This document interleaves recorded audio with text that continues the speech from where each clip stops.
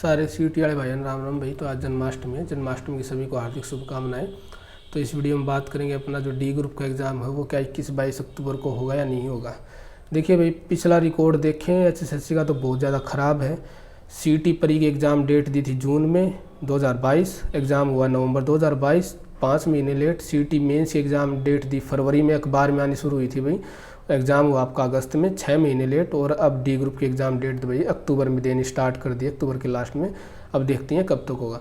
वैसे भाई एचएसएससी को सुधरना भी नहीं है। चेयरमैन साहब के पास इतनी फुर्सत है कि वो व्हाट्सएप पे यूट्यूबर्स का रिप्लाई करके एग्ज़ाम डेट बता देंगे, न्यूज़पेपर के अंदर न्यूज़ छपवा देंगे, पर ऑफिशियल लेटर नहीं डालेंगे साइट के ऊपर। जैसे कि अखबार ने भी लिखा था सीटी मेंस का एग्ज़ाम होने के बाद कि चेयरमैन साहब को खुद को ये लग रहा होगा कि भाई कि कितनी बड़ी पोस्ट पे बैठकर वो कुछ भी ऐसे ही बके जा रहे हैं, उनकी सारी बातें झूठी निकलती है, उन्होंने अपना लेवल कितना गिरा रखा है भाई। तो भाई चेयरमैन साहब को तब तक के लिए चुप रहना चाहिए भाई। देखो वो अच्छे इंसान है, मैं ऐसा नहीं कि मैं उनके बारे में कुछ बुरा भला बोलूँ, पर भाई तब तक के लिए चुप रहना चाहिए जब तक कि सारी चीज़ें 100% कन्फर्म ना हो जाए कि ये चीज़ें ऐसे ही होंगी। अगर एक बार उन्होंने कमिटमेंट कर दी कि एग्ज़ाम 21-22 को ही होगा तो उसी दिन होना चाहिए, एक दिन ना आगे ना पीछे भाई। और इस चीज़ में कोई भी जल्दबाजी नहीं करनी चाहिए, जल्दबाजी का नतीजा बच्चों को भुगतना पड़ता है भाई।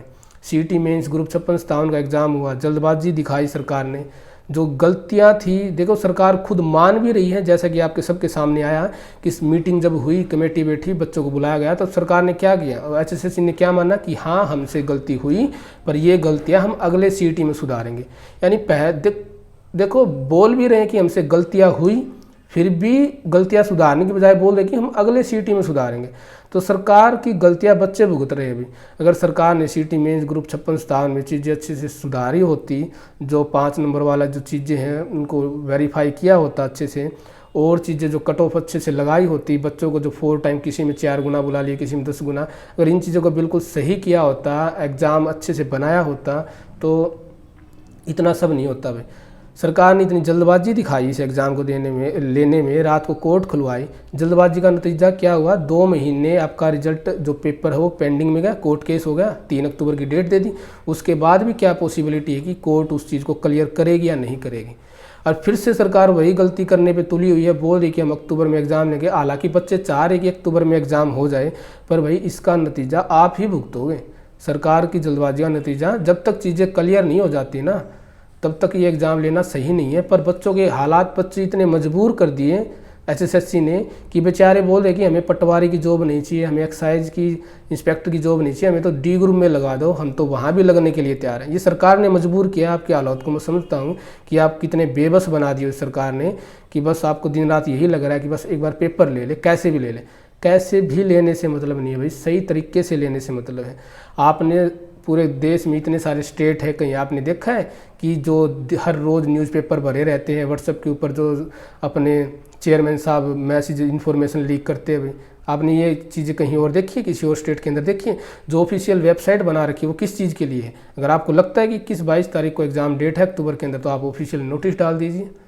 आपका ऑफिशियल नोटिस कब आता है, एग्ज़ाम से 10 घंटे पहले आपकी लिस्ट आती है बच्चों की कि ये बच्चे एग्ज़ाम देंगे कब, 10 घंटे पहले, 15 घंटे पहले, 1 दिन पहले, 2 दिन पहले, ये चीज़ें होती हैं। तो बात करें भाई, एग्ज़ाम जो है 21-22 अक्टूबर को होने की पॉसिबिलिटी तब है जब आपका जो स्टेट और सेंट्रल गवर्नमेंट के जो इलेक्शन है एक साथ होंगे, तब जिसकी पॉसिबिलिटी ज़्यादा हाई है, क्योंकि 1 नेशन 1 इलेक्शन की बात चल रही है। और वैसे ही मेरे को लग रहा है कि अपने स्टेट के जो इलेक्शन है सेंटर के साथ होंगे, क्योंकि पिछली बार 2014 से 19 के बीच इतनी अच्छी वैकेंसी थी, फिर भी बुरा हाल हुआ, खट्टरताऊ का मेजोरिटी नहीं मिली 2019 के बाद। और अब तो इतना बुरा हाल खुद बच्चों का कर रखा था उन्हें।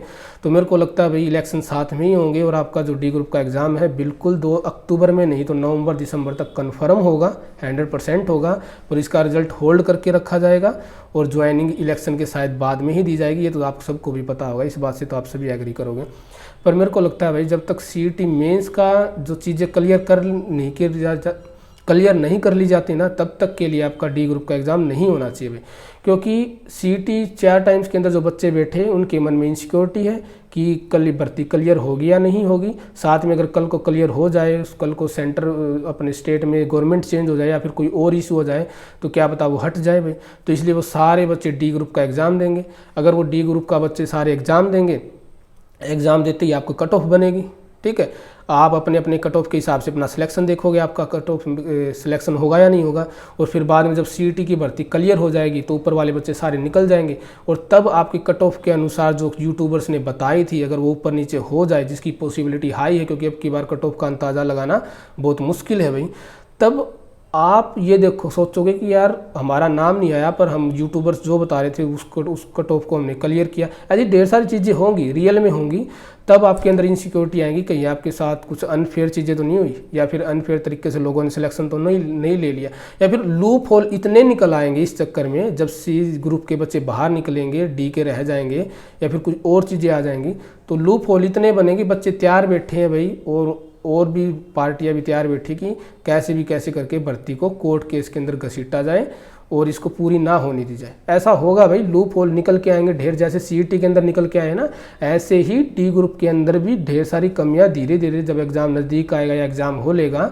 चीज़ें बदलेंगी, तब कमियां निकल के आएंगी। ऐसा हो ही नहीं, रिकॉर्ड है अपना तो हरियाणा के अंदर, कोई चीज़ें सही तरीके से हो ही नहीं सकती भाई। तो भाई ये गलत है।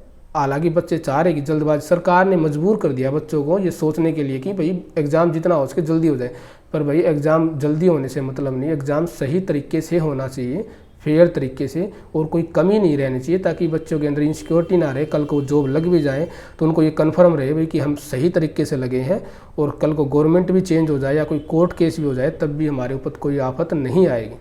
वरना जल्दबाजी का नतीजा सीईटी मेंस के अंदर आपने देख लिया।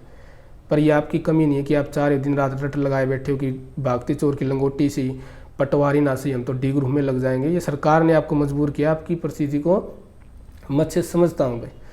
तो भाई एग्ज़ाम होगा, अगर इलेक्शन साथ में हो रहे तो बिल्कुल होगा, इसी साल होगा, और आप अच्छे से तैयारी कीजिए, क्योंकि 2024 के अंदर इतना बुरा हाल होगा इलेक्शन के बाद जॉब्स का भाई।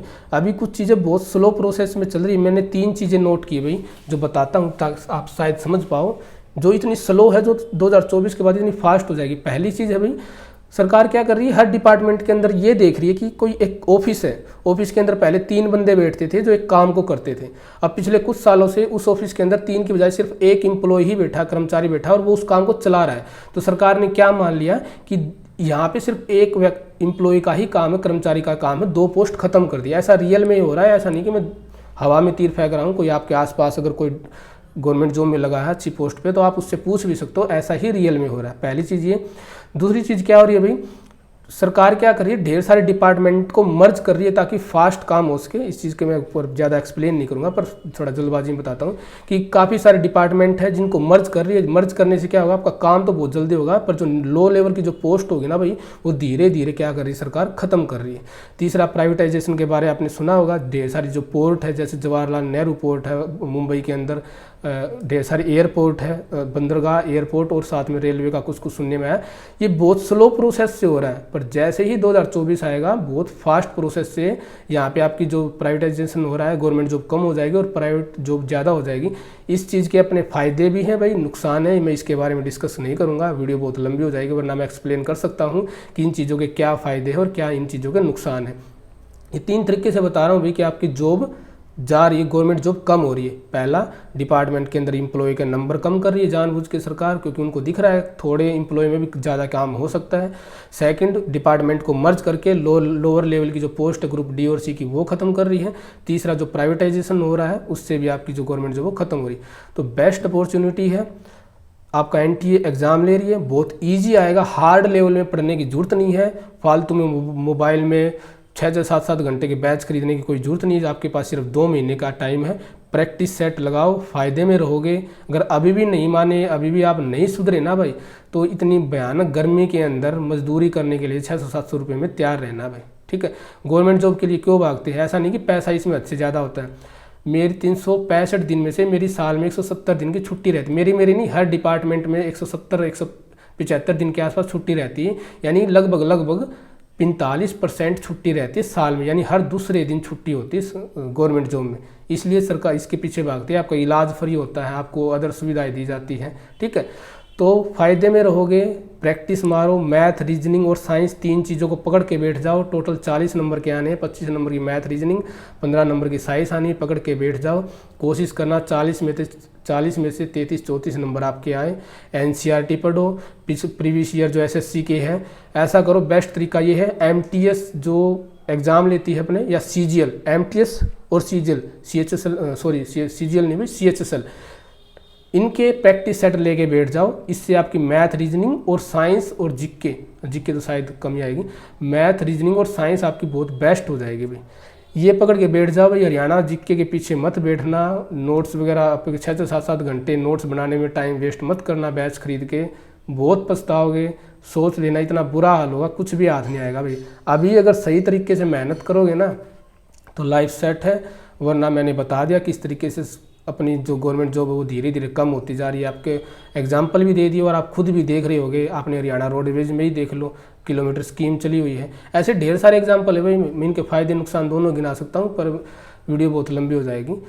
तो ये है भाई, एग्ज़ाम आपका होगा, बहुत जल्द होगा, और आप बेस्ट तरीके से प्रैक्टिस सेट लगाओ, मैथ रीजनिंग साइंस पे ध्यान दो। 8th 9th क्लास की साइंस पढ़ो, एनसीईआरटी पढ़ो, ज़्यादा कोशिश करना, बायोलॉजी और फिजिक्स के ऊपर ज़्यादा ध्यान देना। केमिस्ट्री के शायद मेरे को लगता है कम ही क्वेश्चन आएंगे। और हरियाणा जी की है, लास्ट के 10-12 दिन के अंदर आप पढ़ के उसमें 25 में से वैसे भी 20, 18, 19 नंबर ला ही सकते हो। तो ये है भाई, और भी जो चीज़ें होंगी भाई, वीडियो ज़्यादा लंबी हो रही है, और भी जो चीज़ें होंगी धीरे धीरे करके मैं भाई आपको बताता रहूँगा भाई। तो इस वीडियो के अंदर इतना ही। Thank you so much. जय हिंद, जय भारत।